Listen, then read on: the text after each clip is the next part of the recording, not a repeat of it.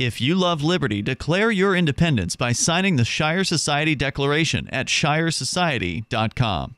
Well, we are back here at Liberty Forum, and we are actually joined by, luckily enough, we are joined by the star of Derrick J's Victimless Crime Spree, Derrick J. Freeman. Hey, Vin. Welcome. Hey, Dave. How's it going? Welcome. A lover of liberty, a fellow crypto savage, is here joining us. And liver of liberty. Lover, and liver. Yeah. Love it, and live it. That's what we do here in New Hampshire. Once you get here, you live liberty every day. Yeah. Before I was just loving it from afar, but now I feel it's my sweet Valentine. I love that. There you go. I love that. So, the Victimless Crime Spree. Mm-hmm. This was quite the adventure for you. So the people who are watching the stream have seen a little bit of your past history. They can go and absolutely watch the entire documentary, as I think that they should. In the time that we have with you, where I hope that we can cover some of the things that you're doing now, especially. But just on that note, if you could just give people a sense of what that experience was like for you, what you pulled out of it. It's because it seems pretty traumatic and pretty harrowing. Well, everyone comes to New Hampshire for the Free State Project in a different way, and I was attracted because I saw videos on YouTube of people doing civil disobedience. And this is not everyone's path, but this was mine. And so when I came here, I had the experience of being arrested for standing up for nonviolent crimes like having pot out in the park or videotaping inside of a courtroom. And just saying no when they told me you're not allowed to do that, just doing it anyway because I knew I was in the right. I wasn't doing any harm to anybody, and so I felt like if my conscience is clear, then I'll be okay in the end. And that's actually what happened. I was facing like 10 years in jail. Oh wow. All total for the different crimes that I committed in just a span of 6 months, and that was such a huge wake-up call that this can happen. Not everyone is going to have this experience when you move to New Hampshire. It's pretty rare. Well, it was something that you chose. You chose. chose to participate in this as a form of direct action and civil disobedience. Yeah, and if I'm being totally honest, I was a little bit dumb too because when I moved, I was like 21. Right. And we all do things when we're 21 Sure. that we should be. We should all have the support structure that I was lucky to have when I moved here. People, come to the jail and even went to the judge's house in one case where they sang Christmas carols out in front of his house. Just make it really personal, So it was personal in that level. Most people aren't going to have that kind of support where other people get you philosophically and want to go to the cop who arrested you's house and say hey, Mrs. Cop, did you know that your husband just beat up this kid today? Because, what if everyone did that?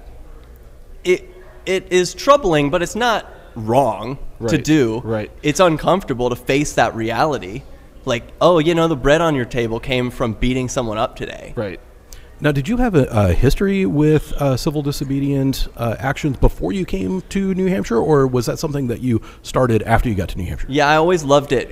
One of my first jobs out of college was working for Greenpeace. Okay. And so I was so inspired by these people who would just climb up to the top of a massive statue and drop down a banner that's recycle your computer parts or whatever their message is, but it gets attention and it's not wrong. It's it causes a little bit of a nuisance, but you're not doing anything immoral.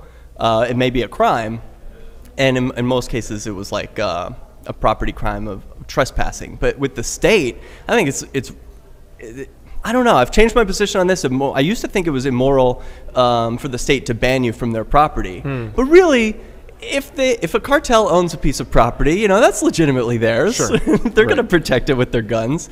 That's legit to a degree. So you have, and this was something we were talking about beforehand, and I love it, and I want to get into this. You've, in your time here in New Hampshire, have been able to sort of make your way and make your mark in the way that you wanted to sort of craft your own reality. One of the so we just had Pete Raymond on here, and he told me that the highlight so far of the event was being able to buy alcohol with Bitcoin just right outside here, right? He said that was the absolute highlight for him so far, which is being done with Anypay point of sale, which is, your company. Talk to us a little bit about your path from the victimless crime spree, respected criminal, business owner. yes, to a respected businessman. Respected by some. So the path is that I believe that for me, I have to live in accordance with my conscience, and I know that when I use Federal Reserve notes or money that's backed by guns, I'm helping to perpetuate and literally empower the wars that are fought in my name, and I'm against that. I don't want wars against innocent people and bombs blowing up children overseas. I don't want to be responsible for that, but I am if I use their money, because that's how that's funded. And so when I heard about Bitcoin, first of all, I used silver, like back before I moved to New Hampshire, to trade with friends and buy pot and stuff. You could actually use silver if they'll take it. So I was like, great, cool, let's do that. Or I bought pizza, and it's something more, respectable. And I don't know, pot's pretty respectable nowadays. Sure. So I wanted an alternative to state money, and when Bitcoin came along, I was like, this is it. This is so good. You can transfer it person to person, pretty much anonymously like cash. It can go long distance, it's divisible, it's got all the great qualities of money that I would want. So I thought everyone was going to use this. Like, oh, great, come on, libertarians, we've got this alternative. Tomorrow, the state ends. Right. But it didn't happen fast enough. There were, I would ask businesses if they would take it, and it was not legitimate. So, my friend and I, and my partner Steven, we made this app, and it helps make it easy for businesses to take cryptocurrency. Because, not everyone has the time or the interest to figure out how to use wallets and store private keys.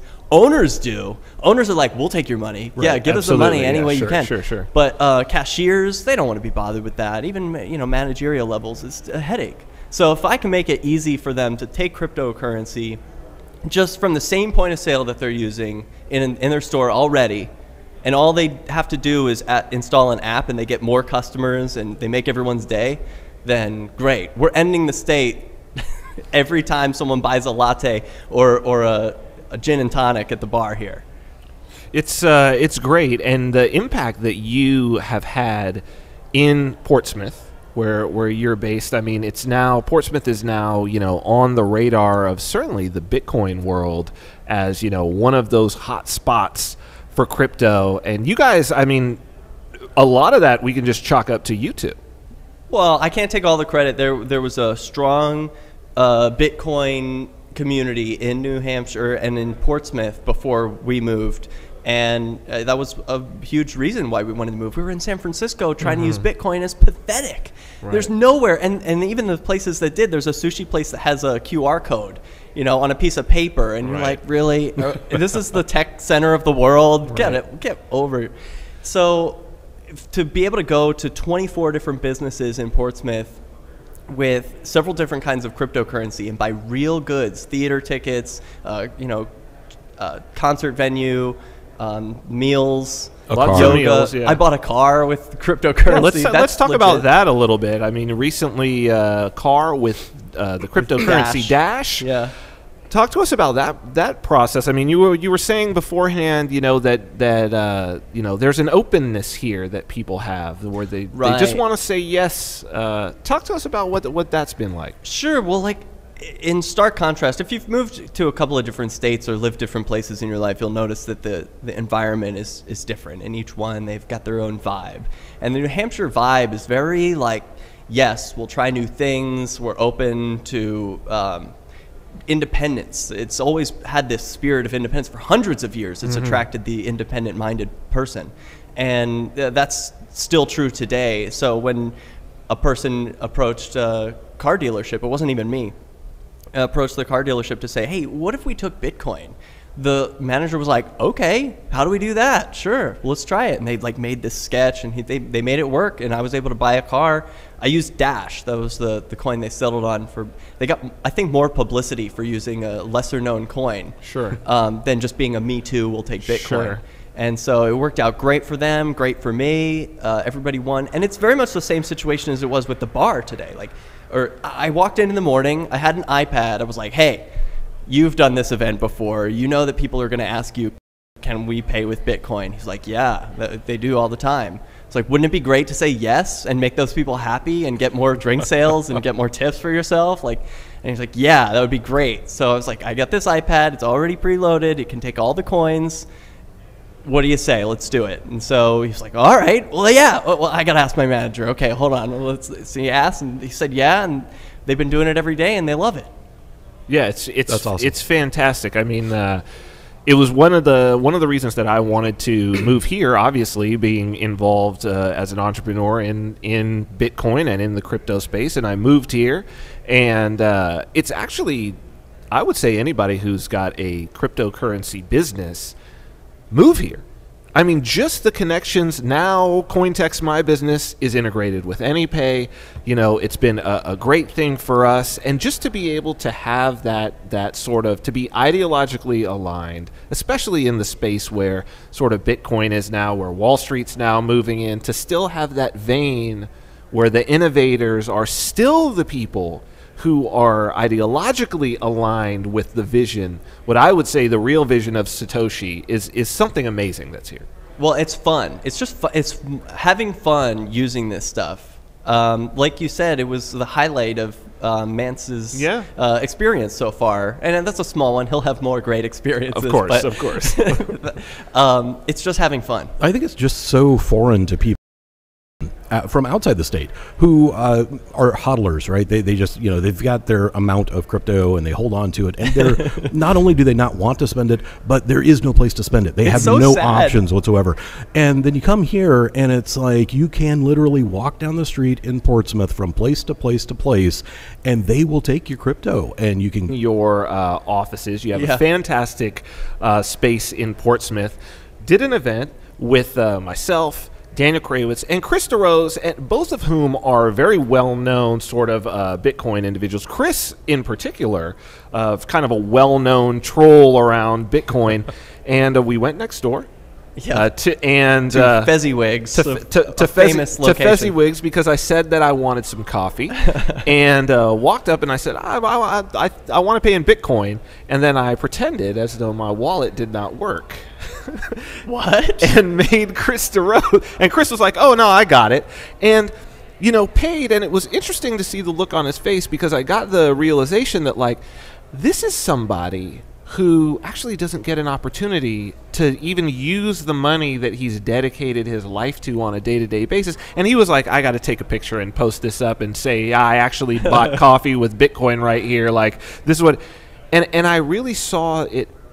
And even for, I saw his podcast after, and he was talking about it for weeks, the experience of being able to really do it, to really get a vision of what could this look like. Yeah, isn't that weird that there's all these people in the cryptocurrency space who've never used this stuff? Yeah, it's crazy. To buy anything in real life. I mean, it's cool buying things on a website, and that totally counts. I'm totally for using it's internet money. It makes sense to use it on the internet. But to use it in person is also a really unique experience. I'm glad that Chris got to have that. And Portsmouth is the home of the world famous Bitcoin tour. I should mention we just landed our first hotel, so now there's a hotel that you can stay at and pay with Bitcoin. So tell us about the world famous Bitcoin tour. What is this? It's a self-guided tour. There's a map of different places that you can go. There's about 24, and things to do it all in one. You'll need a hotel room while you stay for the whole weekend. You can do yoga, and there's different things that you can get at each one. You get a potion made at Deadwick's Ethereal Emporium. Okay. So if you've got some a love of your life that you want to hit with Cupid's arrow, you can get a potion made specifically for that. Or if you've got some problems, it doesn't matter. There's Bitcoin. I just heard machines. I can buy magic with Sky Money. So this is awesome. I'm going to go buy some magic. Yes, that is definitely up Dave's alley. Surprisingly, one of the popular stores on the world famous tour. Sure, yeah. And what made it real? We jokingly called it the world famous Bitcoin tour when we started, because it was like just a little thing in little old Portsmouth, New Hampshire. But then Chinese guys from Vice magazine or Vice News in China came to Portsmouth, took the world famous Bitcoin tour. We had no idea, and then we saw an article on Chinese Vice that someone sent to us. It was like, hey, someone from China took the world famous tour, which, by the way, it's like super banned in China. You can't go around and spend Bitcoin in stores or their Neo or whatever they got. But didn't one of your videos about the hash war get translated into Chinese? Oh, yeah. Well, they're mining. Yeah, they're big into mining, cryptocurrency. but you can't really spend it. That's the weird thing. So they're even in a weirder sort of scenario. But it's so interesting to me, the idea that, and I think it's one of the powerful things about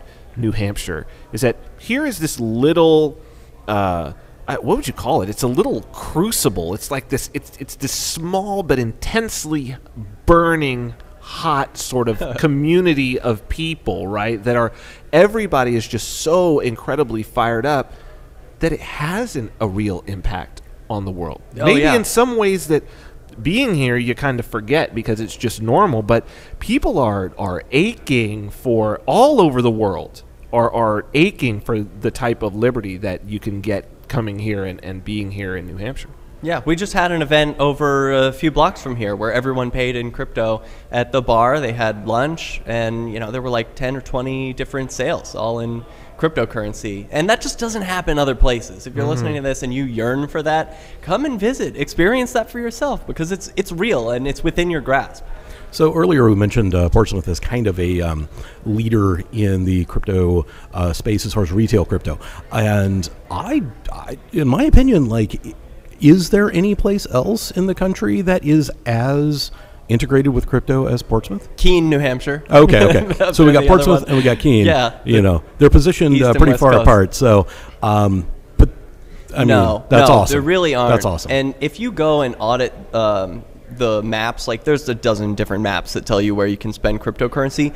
Oh yeah, sure. New York has 124. Go and audit some of those places. I dare you. Go and try. I dare you. You will be so embarrassed as you go from store to store to store, and they look at you with a blank stare, and maybe even disgust that you are asking them to accept your cryptocurrency. Wow. Whereas here, they're like, yeah, it's a normal thing. There's no. They're like, oh yeah, cash, credit, crypto.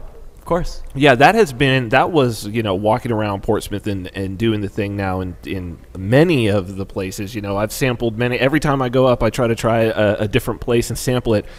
I think that's maybe the most surprising, is not being looked at crazy and people knowing people being like, oh, okay, you want to pay in credit? Okay, which one did you want to pay in? You know what I mean? Which coin? Yeah, which coin did you want to do? Okay, boop, boop, boop, flip it around, and I'm like, whoa, you actually knew what you were doing. The person, checking me out or at the bar or whatever, they knew what they were doing. It's unbelievable. It's awesome. Instead of it being weird and different, they're actually excited to do it. They're like, oh, great, another Bitcoin one. Yeah. They know it's good for their business. Sure. It's amazing. So if you're a business and you want to take advantage of Anypay, how would somebody do that? Oh, great question. Thank you. Anypay.global is the website, and there's 2 links right on the main page, one to a web app and the other to an Android app. iOS app soon coming. So Awesome. It's a super easy point of sale application to get started with. Minutes. I mean, you onboarded me at PorkFest this last year, and I think I hadn't used it yet, and I think it took 30 seconds before I had a wallet open. Yeah, I say budget about 5 minutes. Right, 5 minutes. Like, big commitment. Big commitment, folks. But you should have a wallet to start, any wallet you like, because that's where the money goes, and Anypay just makes it go ding, makes a green screen appear, makes it easy for your cashiers or your business to accept. Nice. Yeah, it's a fantastic product. Done for real passionate reasons, and that always shows, and it's something that I love about being here. And I really appreciate what you've done and what you continue to do. I gotta say, thanks so much. It's really a pleasure. I appreciate what you've done. Thank you. Thank you. So with that. Until we have our next person, maybe we'll even do a little more Derrick J's victimless crime spree. Yeah. All right. Well, thank you very much for joining us, Derrick J. Freeman. Namaste. Namaste. We'd like to invite you to visit freekeen.com. Freekeen.com features audio, video, and blogs chronicling the transition to a voluntary society. FreeKeen.com also has comments and discussion forums so you can be heard. FreeKeen.com. I should be in Keene, New Hampshire with the Free Staters.